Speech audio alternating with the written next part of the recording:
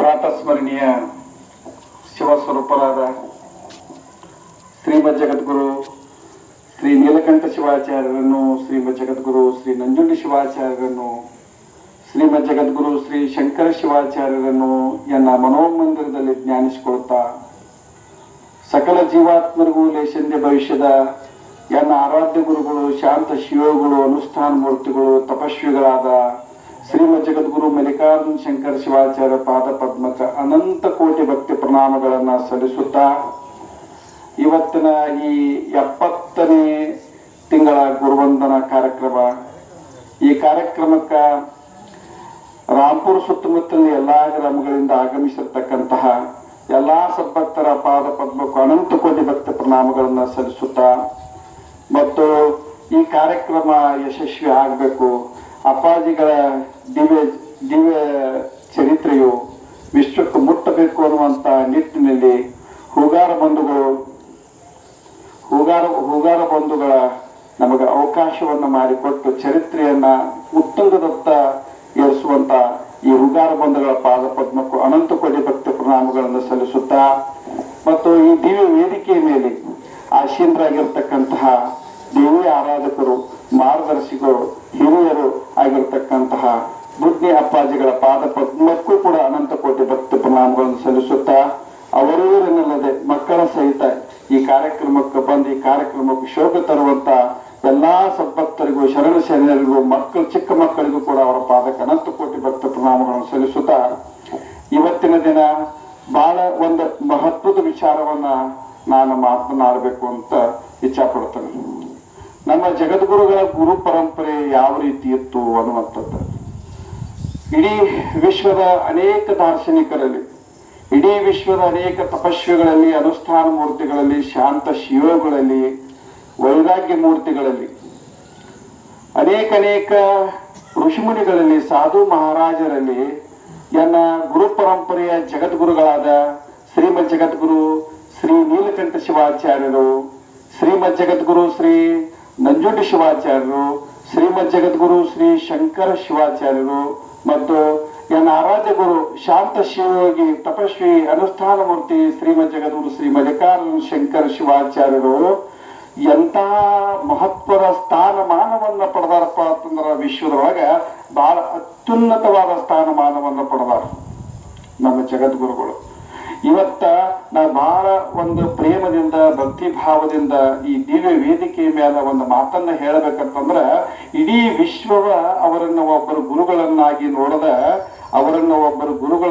ನೋಡದ ವಿಶ್ವ ಜಗದ್ಗುರುಗಳನ್ನಾಗಿ ನೋಡೈತಿ ಅನ್ನುವಂಥದ್ದನ್ನ ನಾನು ಅಭಿಮಾನದಿಂದ ಹೇಳಲಿಕ್ಕೆ ನಾನು ಇಷ್ಟಪಡ್ತೀನಿ.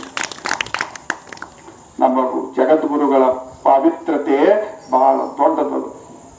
ಯಾವುದೇ ಜಾತಿ, ಮತ, ಪಂಥ ಅನ್ನೋದ ಪೂಜೆ ಮಾಡ್ಕೋತ ಗೌರವಿಸ್ಕೊತ ಬಂದಾಗ ಇವತ್ತು ಸಾಕಷ್ಟು ನೀವು ಮಲ್ಲಿಕಾರ್ಜುನ ಶಂಕರ ಶಿವಾಚಾರ್ಯರ ಕಾರ್ಯಕ್ರಮದಾಗ ನೀವು ನೋಡ್ತೀರಿ. ಎಲ್ಲಾ ಸದ್ಭಕ್ತರು ಎಲ್ಲಾ ಗ್ರಾಮಗಳಿಂದ ಎಷ್ಟು ಪ್ರೇಮ ಭಾವದಿಂದ ಬರ್ತಾರ. ಜಾತಿ, ಮತ, ಪಂಥ ಅನ್ನೋದ ಗುರುವಿಗೆ ಸ್ಮರಣ ಮಾಡಿಸ್ತದ, ಪೂಜೆ ಮಾಡ್ಕೊತ ಬಂದಾರ. ಅದು ಹೆಂಗಾಗೈತಪ್ಪ ಅಂತಂದ್ರೆ ಇಡೀ ವಿಶ್ವವನ್ನ ವಿಶ್ವಗುರುಗಳನ್ನಾಗಿ ವರ್ಣಿಸ್ಕೋತ ಬಂದದನ್ನುವಂಥದ್ದನ್ನ ಅಭಿಮಾನದಿಂದ ನಾನು ಹೇಳಲಿಕ್ಕೆ ಇಷ್ಟಪಡ್ತೇನೆ. ಇದಕ್ಕೆಲ್ಲ ಮುಖ್ಯ ಕಾರಣ ಏನಪ್ಪಾ ಅಂತಂದ್ರೆ, ನಾವು ಅವರ ಚರಿತ್ರೆಯನ್ನು ನಾವು ತೆಗೆದು ನೋಡಿದಾಗ ಜಗದ್ಗುರುಗಳು ಆಡಿರ್ತಕ್ಕಂಥ ಆ ಮಾತುಗಳು, ಆ ನುಡಿಗಳು, ಅವು ಎಂಥ ಮಾತುಗಳಾಗಿದ್ದಪ್ಪ ಅಂತಂದ್ರ ಮುತ್ತಿನಂತ ಮಾತುಗಳಾಗಿದ್ದವು. ಸರ್ವಕಾಲಕ್ಕೂ ಸಲ್ಲುವಂತಹ ಸತ್ಯವಾದ ಮಾತುಗಳಾಗಿದ್ದವು. ಸರ್ವಕಾಲಕ್ಕೂ ಸಲ್ಲುವಂಥವು, ಬಹಳ ಸರ್ವಕಾಲಕ್ಕೂ, ಎಲ್ಲಾ ಕಾಲಕ್ಕೂ, ಸರ್ವರಿಗೂ ಸಲ್ಲುವಂತ ಸತ್ಯವಾದ ಮಾತುಗಳಾಗಿದ್ದವು. ನಮ್ಮ ಬದುಕಿನ ಆತ್ಮೋದ್ಧಾರಕ್ಕ, ನಮ್ಮ ಬದುಕಿನ ಆತ್ಮ ಸಾಕ್ಷಾತ್ಕಾರಕ್ಕ, ನಮ್ಮ ಬದುಕಿನ ಮೋಕ್ಷ ಸಂಪಾದನೆಗಾಗಿ, ನಮ್ಮ ಬದುಕಿನ ಪುಣ್ಯ ಸಂಪಾದನೆಗಾಗಿ ಅವರ ಆಡಿರ್ತಕ್ಕಂಥ ಮಾತುಗಳು, ನುಡಿದಿರ್ತಕ್ಕಂಥ ಮುತ್ತಿನಂತ ಮಾತುಗಳು ಬದುಕಿನ ಉನ್ನತಿಯ ಮೆಟ್ಟಿಲುಗಳಾಗಿದ್ದವು ಅಂತನ್ನುವಂಥದ್ದನ್ನು ಬಹಳ ಅಭಿಮಾನದಿಂದ ಜಗದ್ಗುರುಗಳ ಪಾವಿತ್ರತೆ ಎಷ್ಟು ಕೊಂಡಾಡಿದ್ರು ಕಡಿಮೆ. ಅವರು ನೀಡಿರ್ತಕ್ಕಂತಹ ಸಂದೇಶಗಳು, ಆ ಸಂದೇಶಗಳು ಹೆಂಗಾಗಿದ್ದಪ್ಪ ಅಂತಂದ್ರೆ ಪ್ರೇಮಮಯ ಸಂದೇಶಗಳಾಗಿದ್ದವು, ಕರುಣಾಮಯ ಸಂದೇಶಗಳಾಗಿದ್ದವು, ಮಮತಾಮಯಿ ಸಂದೇಶಗಳಾಗಿದ್ದವು. ಅವರ ಹಾಕಿಕೊಟ್ಟ ಮಾರ್ಗಗಳು ಹೆಂಗಾಗಿದ್ದಪ್ಪ ಅಂತಂದ್ರ ನಮ್ಮಂತ ಭಕ್ತರಿಗೆ ಆದರ್ಶದ ದಾರಿದೀಪಗಳಾಗಿದ್ದವು ಅಂತನ್ನುವಂಥದ್ದನ್ನ ಬಹಳ ಪ್ರೇಮದಿಂದ ನಾವು ಹೇಳಲಿಕ್ಕೆ ಇಷ್ಟಪಡ್ತೇನೆ. ಇದ್ರ ಜೊತೆಗೆ ಒಂದು ದೃಷ್ಟಾಂತ ಏನಪ್ಪಾ ಅಂತಂದ್ರ, ನಾವು ವೈದ್ಯರ ಕಡೆ ನಾವು ಹೋಗ್ತೀವಿ, ನಮಗೆ ಆರಾಮಿರಂಗಿಲ್ಲ. ವೈದ್ಯರು ನಮ್ಮ ದೇಹದ ಸ್ಥಿತಿಯನ್ನು ನೋಡ್ತಾರೋ, ರೋಗದ ಸ್ಥಿತಿಯನ್ನ ನೋಡ್ತಾರೋ, ನೋಡಿ ಅವ್ರ ವೈದ್ಯರು ಹೇಳ್ತಾರೆ, ಏನೇನ ಹೇಳಬೇಕು, ಔಷಧ ಉಪಚಾರಗಳನ್ನ ಕೊಡ್ತಾರ, ಒಳ್ಳೊಳ್ಳೆ ಚುಚ್ಚುಮದ್ದುಗಳನ್ನ ಕೊಡ್ತಾರ. ಕೊಟ್ಟ ನಮ್ಮ ದೇಹದಲ್ಲಿರ್ತಕ್ಕಂಥ ರೋಗ ವಾಸಿ ಆಗುವವರೆಗೂ ಬಿಡುದಿಲ್ಲ ಪ್ರಯತ್ನ ಮಾಡ್ತಾನೆ ಇರ್ತಾರೆ. ಅದ್ರ ಜೊತೆಗೆ ಅನೇಕ ಪಂಥ್ಯಗಳನ್ನು ಹೇಳ್ತಾರೋ, ನಿಯಮಗಳನ್ನ ಹೇಳ್ತಾರೆ, ನಿಯಮಗಳನ್ನ ಹೇಳ್ತಾರೋ. ಆ ನಿಯಮಗಳನ್ನ, ಪಂಥ್ಯಗಳನ್ನ ಮತ್ತು ಅವ್ರ ಚುಚ್ಚುಮದ್ದುಗಳನ್ನ ನಾವು ಪರಿಪಾಲನೆ ಮಾಡಿದೀವಪ್ಪ ಅಂತಂದ್ರೆ ನಮ್ಮ ದೇಹದಲ್ಲಿರ್ತಕ್ಕಂಥ ರೋಗ ವಾಶಕತೆ, ನಮ್ಮ ದೇಹಕ್ಕೆ ಆನಂದ ಸಿಗ್ತದೆ. ಅದೇ ತೆರನಾಗಿ ನಮ್ಮ ಗುರು ಪರಂಪರೆಯ ಜಗದ್ಗುರುಗಳು, ಜ್ಞಾನವಂತರು, ಅನುಷ್ಠಾನ ಮೂರ್ತಿಗಳು, ಶಾಂತ ಶಿವಗಳು ಏನ್ ಮಾಡ್ತಾರಪ್ಪ ಅಂತಂದ್ರ, ತನ್ನಡೆಗೆ ಬಂದ ಭಕ್ತ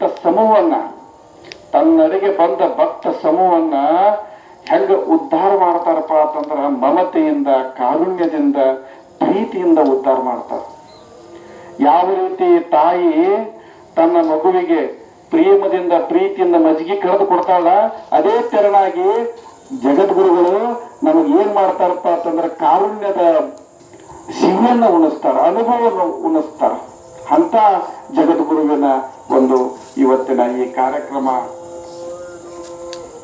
ಅದೇ ತೆರನಾಗಿ ಇವತ್ತ ಭಕ್ತ ಸಮೂಹವನ್ನ ಹೆಂಗ ಉದ್ಧಾರ ಮಾಡ್ಕೊತ ಬಂದಾರಪ್ಪ ಅಂತಂದ್ರ, ಅವರು ತಮ್ಮ ತಪಸ್ಸಿನ ಶಕ್ತಿಯಿಂದ, ದೈವ ಶಕ್ತಿಯಿಂದ, ದೈವ ಬಲದಿಂದ, ಅನುಷ್ಠಾನ ಸಾಧನೆಗಳಿಂದ ನಮ್ಮ ಭಕ್ತರನ್ನ ಏನಪ್ಪಾ ಮಾಡ್ತಾರಪ್ಪ, ಉದ್ಧಾರ ಮಾಡ್ಕೊತ ಬಂದಾರ. ಅವರ ಬದುಕಿನಲ್ಲಿ ಬಂದಿರತಕ್ಕಂಥ ಕಷ್ಟ ಕಾರ್ಪಣ್ಯಗಳನ್ನ ದೂರ ಮಾಡ್ತಾರೋ, ಸಂಕಟಗಳನ್ನು ದೂರ ಮಾಡ್ತಾರೋ, ತ್ರಾಸಗಳನ್ನು ದೂರ ಮಾಡ್ತಾರೋ, ಬದುಕಿನ ಪುಣ್ಯ ಸಂಪಾದನೆಗೆ ಇವತ್ತು ಸಾಕ್ಷಿಯಾಗ್ಯಾರ. ಭಕ್ತರ ಮೇಲೆ ಜಗದ್ಗುರುಗಳ ಪ್ರೇಮ ಹೆಂಗೈತೆ ಅನ್ನುವಂಥದ್ದು ನಾ ಆಗಲೇ ಹೇಳಿ. ಯಾವ ರೀತಿ ತಾಯಿ ಮಗುವಿನ ಮೇಲೆ ಪ್ರೇಮ ಇದಲ್ಲ, ಹಂಗ ಜಗದ್ಗುರುಗಳ ಪ್ರೇಮ ಭಕ್ತರ ಮೇಲೆ ಅದ. ಅವರ ಒಲುಮೆ, ಕಾರುಣ್ಯ ನಮಗೆ ಸಿಗಬೇಕು. ಹಂಗಾದ್ರೆ ನಾವೇನ್ ಮಾಡಬೇಕು? ಮುಖ್ಯವಾಗಿ ನಾವು ಗುರುವಿನ ಮೇಲೆ ನಿಯತ್ ಅನ್ನುವಂಥದ್ದು ಇರಬೇಕು, ನಿಷ್ಠೆ ಇರಬೇಕು, ನಿಷ್ಕಾಮ ಭಕ್ತಿ ಇರಬೇಕು. ನಿಷ್ಠೆ, ನಿಯತ್ತು, ನಂಬಿಕೆ ಇರಬೇಕು. ಒಬ್ಬರು ಶಾಸ್ತ್ರವಾಗಿ ಹೇಳ್ತಾರೆ, ಋಷಿಮುನಿಗಳು ಏನ್ ಹೇಳ್ತಾರಪ್ಪ ಅಂದ್ರ, ನಿಷ್ಠೆ, ನಿಯತ್ತು, ನಂಬಿಕೆ, ಶ್ರದ್ಧೆ ಇರುವಂತ ಭಕ್ತ ಸಾವಿರಾರು ಭಕ್ತರಿಗಿಂತ ಶ್ರೇಷ್ಠ ಅಂತನ್ನುವಂಥದ್ದನ್ನು ಹೇಳ್ಯಾರ.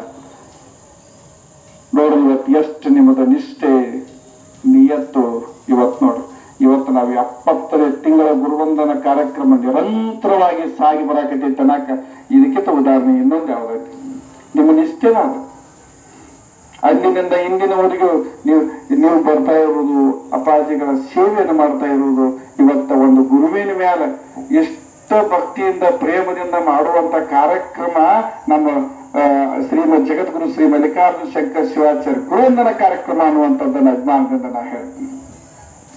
ಅದಕ್ಕೆ ನಮ್ಮಲ್ಲಿ ನಿಷ್ಕಳಂಕ ಮನಸ್ಸಿರಬೇಕು. ಎಂತ ಮನಸ್ಸಿರಬೇಕಪ್ಪ ಅಂತಂದ್ರೆ, ಮುಖ್ಯವಾಗಿ ನಾವು ಸಮರ್ಪಣಾ ಭಾವ ನಮ್ಮಲ್ಲಿರ್ಬೇಕು.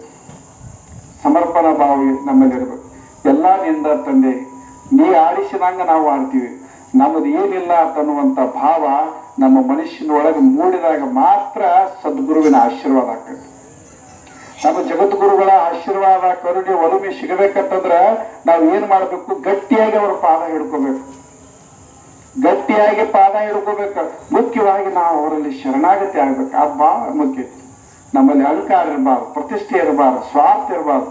ಅದನ್ನು ತುಳಿದು ನಾವು ಜಗದ್ಗುರುಗಳ ಪಾದಕ್ಕೆ ನಾವು ಕೈ ಹಿಡಿದೀವಪ್ಪ ಅಂತಂದ್ರ, ಪಾದ ಹಿಡಿದೀವಪ್ಪ ಅಂತಂದ್ರ ನಮ್ಮ ಬದುಕಿನ ಪುಣ್ಯ ಸಂಪಾದನೆ ಆಕತಿ, ಜಗದ್ಗುರುಗಳ ಕಾರುಣ್ಯ ಒಲಿಮೆ ಆಕತಿ ಅನ್ನುವಂತ ಮಾತನ್ನ ಹೇಳ್ತಾ, ಇವತ್ತು ನೋಡು ಒಂದು ದೊಡ್ಡ ಕೆಲಸ ಇವತ್ತು ನೀವೆಲ್ಲ ಮಾಡಾಕ್ತೀರಿ. ನಮ್ಮ ಜಗದ್ಗುರುಗಳ ಚರಿತಾಮೃತವನ್ನ, ಅವರ ಚರಿತ್ರೆಯನ್ನ ಒಂದು ಸಂಗ್ರಹಿಸಿಡುವಂತ ಒಂದು ದೊಡ್ಡ ಕೆಲಸ ಈ ಹೂಗಾರ ಬಂಧುಗಳ ತೋಟದಾಗ ನಡೆದೈತಿ. ಹೂಗಾರ ಬಂಧುಗಳ ತೋಟದಾಗ ಒಂದ್ ಸಂಗ್ರಹಿಸಿಡುವಂತ ಕೆಲಸ ಏನ್ ನಡೆದೈತಿ. ನೀವೆಲ್ಲಾ ಸದ್ಭಕ್ತರು ಕೂಡ್ಕೊಂಡು ನೀವು ಮಾಡಾಕತ್ತೀರಲ್ಲ, ನಿಮಗೆ ಎಷ್ಟು ಅನಂತ ಅನಂತ ಕೋಟಿ ಪ್ರಣಾಮಗಳನ್ನು ಸಲ್ಲಿಸಿದ್ರು ಕಡಿಮೆ. ಬಹಳ ಅದ್ಭುತವಾದಂತಹ ಒಂದು ಪ್ರೇಮ, ಗುರುವಿನ ಮೇಲೆ ನಿಷ್ಠೆಯನ್ನ ನೀವು ವಿಶ್ವಕ್ಕೆ ತೋರಿಸುವಂತ ನೀವು ಕೆಲಸ ಮಾಡತ್ತೀರಿ. ಈ ಕಾರ್ಯಕ್ರಮಕ್ಕೆ ನೀವೇನು ಎಲ್ಲ ಈ ಕಾರ್ಯಕ್ರಮಕ್ಕೆ ಭಾಗವಹಿಸಿಲ್ಲ, ನಿಮಗೆಲ್ಲರಿಗೂ ಮತ್ತೊಮ್ಮೆ ಅನಂತ ಅನಂತ ಕೋಟಿ ಪ್ರಣಾಮಗಳನ್ನು ಸಲ್ಲಿಸುತ್ತಾ, ಇನ್ನು ಮುಂದಿನ ಕಾರ್ಯಕ್ರಮ ಏನಪ್ಪಾ ಅಂತಂದ್ರೆ, ಅತಿ ಮುಖ್ಯವಾಗಿ ಇವತ್ತು ತೀರ್ದಾದಿಂದ ಗುರು ಹಿರಿಯರು ಬರಾರ್ದಾರ. ಇವತ್ತು ಬಹುಮುಖ್ಯ ಇನ್ನೊಂದು ವಿಚಾರ ನಿಮಗೆ ಹೇಳಕ್ಕೆ ಇಷ್ಟಪಡ್ತೀನಿ. ಕಾರ್ಯಕ್ರಮವನ್ನ ತೀರ್ದಾದಾಗ ಮಾಡಬೇಕು ಅನ್ನುವಂಥ ವಿನಂತಿಯನ್ನು ಅವರು ವಿನಂತಿ ಮಾಡ್ಲಿಕ್ಕೆ ಬರ್ತಾರೆ. ನಾವು ಎಲ್ಲ ನೀವು ಎಲ್ಲ ಬರಲಿ, ಅದರ ನಂತರ ಮಾಡೋಣ. ಈಗ ನಮ್ಮ ಕಾರ್ಯಕ್ರಮಕ್ಕೆ ನವಲಗಿಯಿಂದ ನಮ್ಮ ಪರಮಾನಂದ ಹಳ್ಳಿ ಅಣ್ಣಾರು ಬಂದರು. ಬಟ್ ಅವರು